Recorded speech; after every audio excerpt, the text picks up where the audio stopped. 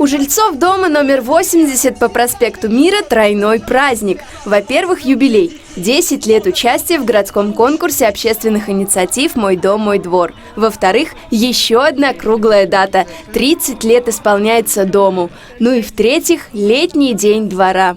Мы свой двор очень любим. Друг другу помогаем мы всегда. У нас здесь вот растут и многолетки, и однолетки.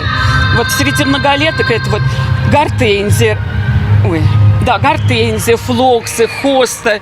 Следит за поливом цветов Владимир Евдокимов. Ему очень нравится заниматься садоводством. Он вырос в деревне и мечтает туда вернуться. А пока облагораживает вместе с другими жильцами свой двор. Даже елки посадил, но не простые, в честь внуков.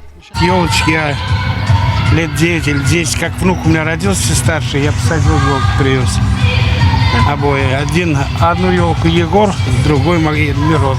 Жители дома с удовольствием показывают гостям не только ухоженный двор, но и необыкновенный подъезд своего дома.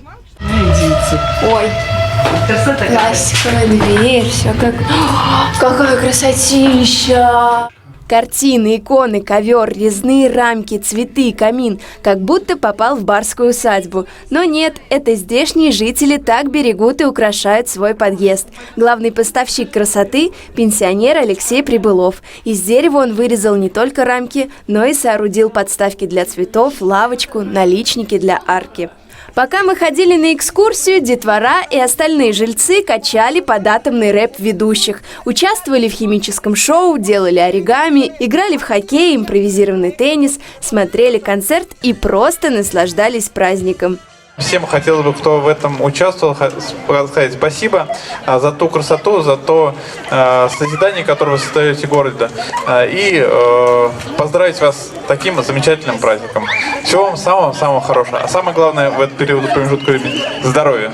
Этот праздник двора, как и все традиционные летние торжества в этом году, прошел под эгидой проекта «Атомная команда в моем дворе». Он дает зареченцам возможность познакомиться с социальными инициативами госкорпорации «Росатом».